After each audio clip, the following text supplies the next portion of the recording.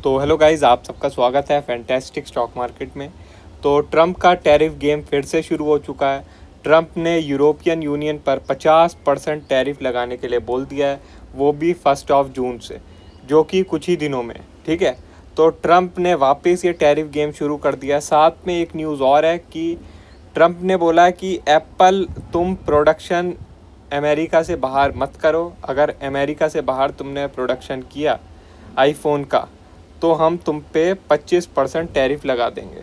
और इसी की वजह से आप लोग देखें, फ्राइडे सेशन में जो एप्पल का स्टॉक है 3% से टूटा है, 3% से टूटा। ठीक है, साथ में अब ट्रम्प ने सैमसंग को भी वार्निंग दे दी है कि आप पे भी 25% टैरिफ लगेगा अगर आप के जो मतलब मोबाइल फ़ोन है वो बाहर से आएंगे।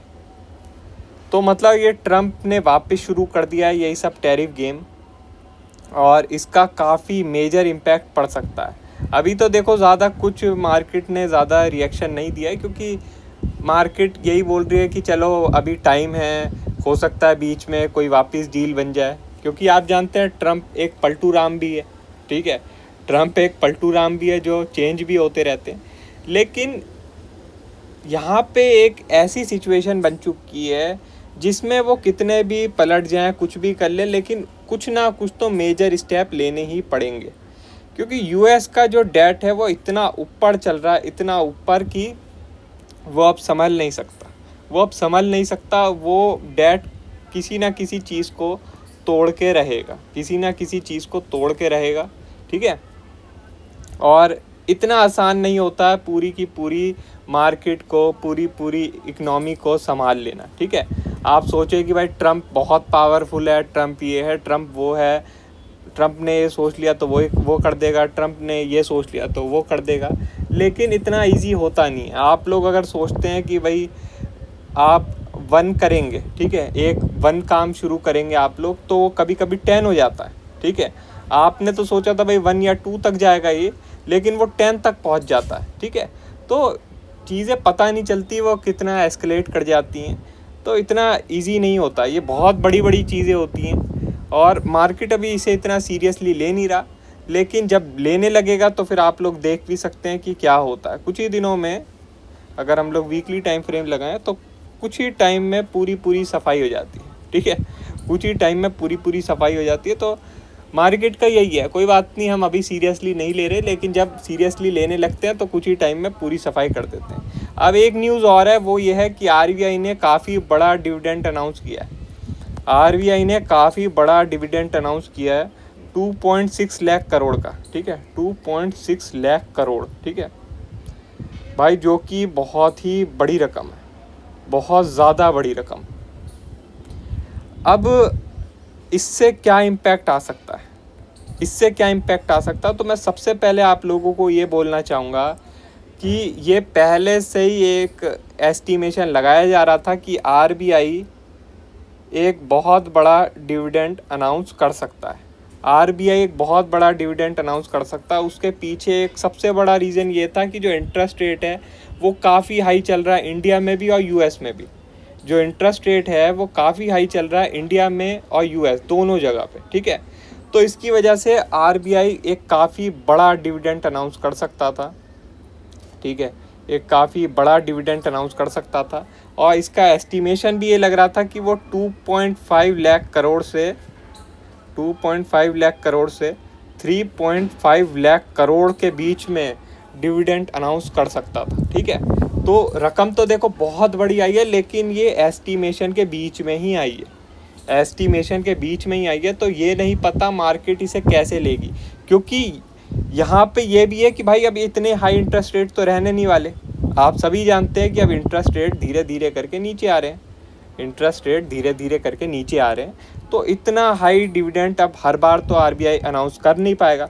तो मार्केट इसे किस तरीके से लेगी? ऐसे लेगी कि भाई अब तो और सरप्लस मिल रहा है पैसा, थोड़ा फिस्कल डेफिसिट कम करने में भी मदद मिलेगी, या फिर ऐसे लेगी कि भाई ये तो 1 टाइम पेमेंट होगा, इसके बाद तो अब अगली बार से नीचे ही नीचे। जैसे आप लोगों ने इंडसइंड बैंक देखा होगा, मैं इसका चार्ट ही लगा देता हूँ आप लोगों के लिए। अरे यार ये रहा। ठीक है, तो आप लोगों ने देखा होगा कि भाई ये इंडसइंड बैंक ने काफ़ी ही बुरा रिजल्ट अनाउंस किया था, काफ़ी बुरा, ठीक है। और उसके बाद हुआ क्या कि भाई जो इतना बुरा रिजल्ट अनाउंस किया उसके बाद बाउंस बैक आ गया, ठीक है। उसके बाद बाउंस बैक आ गया गैप डाउन के बाद। मैं आप लोगों को 1 घंटे का टाइम फ्रेम दिखाऊंगा तो ज़्यादा अच्छे से समझ में आएगा आपको। तो देखिए इतनी विशाल 1 घंटे की कैंडल बना दी, इतनी बड़ी, क्योंकि जो है मार्केट ऐसे लेके चलती है कि भाई ये सबसे ख़राब खबर थी और ये खबर भी हो चुकी है। क्या अब यहाँ पे हमें ऐसा लगता है कि और अब बुरी खबरें आनी बंद हो जाएंगी? अब क्या यहाँ पे थोड़ा बेहतर ही होगा? जैसे एक इंसान अगर ज़ीरो हो चुका है, एक इंसान ज़ीरो हो चुका है तो माइनस में तो जा नहीं सकता, ठीक है, माइनस में जा नहीं सकता। अब यहाँ से वही 0 से 1 ही हो सकता है या 2 ही हो सकता है, ठीक है। 0 से नीचे तो जा नहीं सकता क्योंकि भाई 0 तो एक मतलब बॉटम है, ठीक है।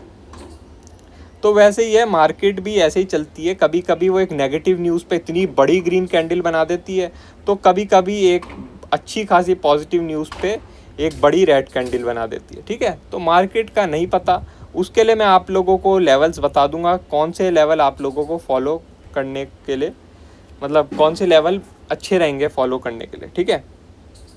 तो ये एक मैंने जोन बनाया है, इस जोन को आप लोग भी मार्क कर सकते हैं।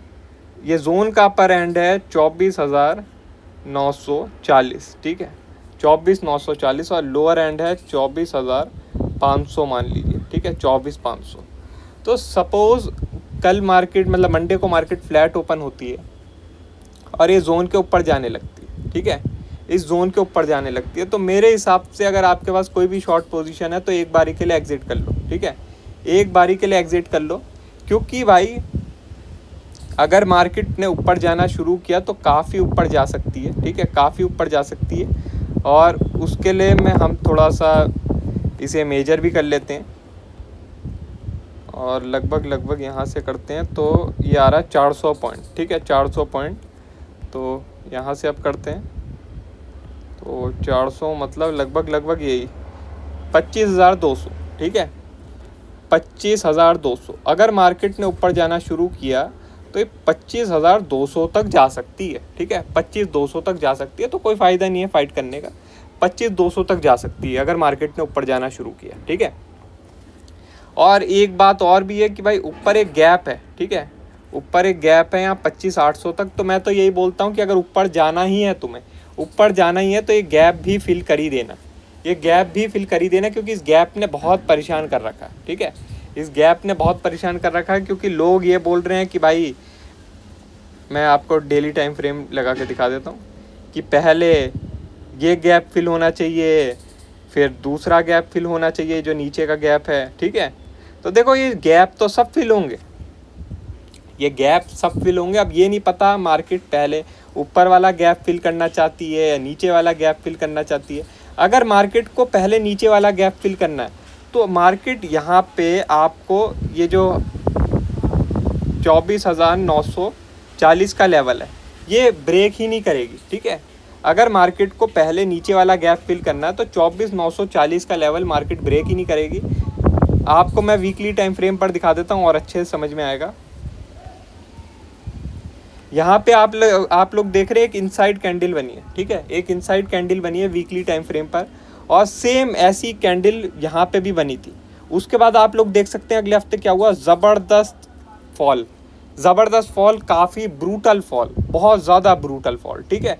तो ऐसा ही पैटर्न सेम टू सेम यहाँ पे बना है। तो अगर मार्केट को नीचे जाना है, मार्केट को यहाँ पे जो गैप बना हुआ है उसे फिल करना है, तो मार्केट यहाँ पे ज़्यादा ऊपर नहीं जाएगी, मार्केट यहीं से तेज़ी से गिरने लग जाएगी, ठीक है। और मेरे हिसाब से 24,940 का लेवल ब्रेक नहीं होगा, इसके नीचे से ही मार्केट तेज़ी से फॉल करने लग जाएगी और फिर पूरे हफ्ते मार्केट गिर सकती है, पूरे हफ्ते मार्केट गिर सकती है इस पैटर्न के हिसाब से, ठीक है। तो आप लोगों के लिए सबसे बढ़िया लेवल यही होगा 24,940। अगर ये लेवल ब्रेक हो जाता है तो शॉर्ट पोजीशन कट कर लेनी चाहिए एक बारी के लिए, ठीक है। और अगर वापस नीचे आने लगती है 24,940 के तो भाई वापस क्रिएट कर सकते हैं। लेकिन अगर ये पहले इसे ब्रेक कर देती है तो एक बारी कट करने में ही भलाई है, ठीक है, एक बारी कट करने में ही भलाई है, क्योंकि पता नहीं ये फिर यहाँ 25,200 पे जाके रुकेगी या फिर 25,800 पे जाके रुकेगी। ये गैप तो फिल होना है, 100% फिल होना है। लेकिन भाई आप और भी अच्छे रेट पे अपना शॉर्ट पोजीशन बना सकते हैं, और भी अच्छे रेट पे अपनी शॉर्ट पोजीशन बना सकते हैं। तो उसके लिए आप लोग लेवल को फॉलो कीजिए। 24,940 ब्रेक हो जाता है तो एक बारी के लिए कट शांति, और इसके नीचे अगर वापस आने लगता है उसी दिन भाई, यहाँ पे थोड़ा बहुत ट्रैपिंग करके वापस आने लगता है तो दोबारा बना लीजिए, ठीक है। तो यहाँ पे थोड़ा सा आप लोगों को फ्लेक्सिबल होना पड़ेगा, यहाँ पे थोड़ा फ्लेक्सिबल होना पड़ेगा, क्योंकि यहाँ पे बड़े टारगेट आने वाले हैं, ठीक है। ऊपर के भी बड़े टारगेट ओपन है, नीचे के भी बड़े टारगेट ओपन है। मेरे हिसाब से जो जून मंथ है, ठीक है, जो जून मंथ है वो काफ़ी ज़्यादा ट्रेंडी मंथ रहने वाला है, बहुत ही बढ़िया मंथ होने वाला है ऑप्शन बायर के लिए, चाहे मार्केट ऊपर जाए या नीचे जाए, मगर ऑप्शन बायर को बहुत अच्छा चांस मिल सकता है पैसा कमाने का। बस आप लोगों को थोड़ा फ्लेक्सिबल होना है। अगर आप लोग थोड़े फ्लेक्सिबल हो गए तो इस मंथ बहुत अच्छा पैसा कमा सकते हैं, ठीक है। बाकी और कोई भी अपडेट होगी तो वो हम आपको टेलीग्राम में बता देंगे। वीडियो अच्छी लगी हो तो लाइक कर देना, और चैनल पर नए हो तो सब्सक्राइब कर देना। आज के लिए बस इतना ही, थैंक यू।